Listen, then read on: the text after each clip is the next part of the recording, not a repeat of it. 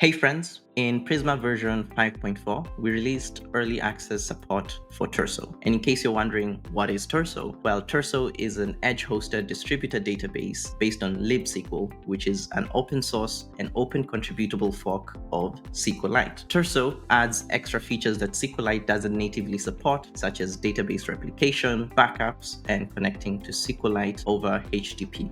In this video, I will walk you through how exactly you can configure a database on Turso and then configure Prisma to work with Turso. Let's dive in. So on my screen, I have a project here with Prisma.env and TypeScript installed. I also went ahead and installed the Turso CLI and logged into my account, which I will use to create a database. The first thing that I'll do is create a database using the TursoDB create command and then give my project a name. Next, I'll create an authentication token which I'll use to connect to my database using the TursoDB tokens create command.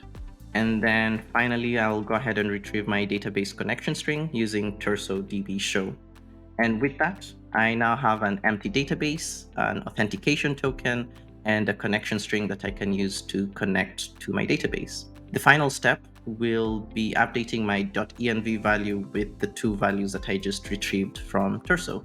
Now that I've created a database on Turso, the next thing that I will do is make Prisma and Turso work nicely in my project.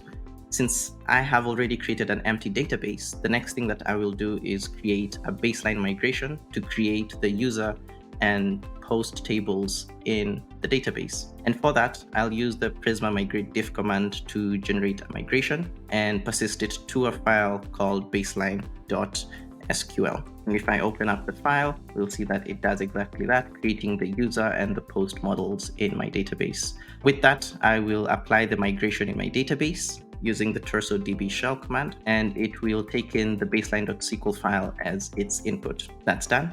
The next thing that I'll do is enabling the driver adapter preview feature flag that will allow me to connect to Turso in my project, and then regenerate Prisma Client to have the feature enabled there as well. To connect to Turso, I'll need two more libraries. The first one is the libSQL client and Prisma libSQL driver adapter that we'll use in Prisma Client to connect to Turso. So I'll go ahead and paste in the command for that. Now that the two packages have been installed, the last step will be updating Prisma Client for it to connect to Turso. So I'll go ahead and add an import from the libSQL client library, which we'll use to create a client, and then also update the Prisma libSQL adapter that we'll use to communicate between Prisma Client and the libSQL database driver. And then finally import Prisma Client. And then next, I'll go ahead and create an instance of the libSQL client. And in here, I'm passing in the value for the database connection string and the authentication token that we created a few steps ago. And the next step will be creating an instance of Prisma's libSQL driver adapter, and then pass in the libSQL driver that we just created in the last step. And then finally, create a new instance of Prisma Client and pass in the adapter to Prisma Client. And from this point on, you should be able to use Prisma Client as you would in your application with full auto-completion for your queries. The only difference now is that Prisma will use HTTP to connect to your Turso database instead of using the Prisma query engine. If you'd like to learn more about Turso and what I just covered in the video, we published an article on our blog that goes in depth into how exactly you can do it and even further.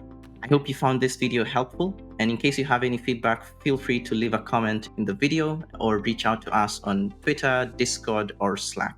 Thank you, and see you on the next video.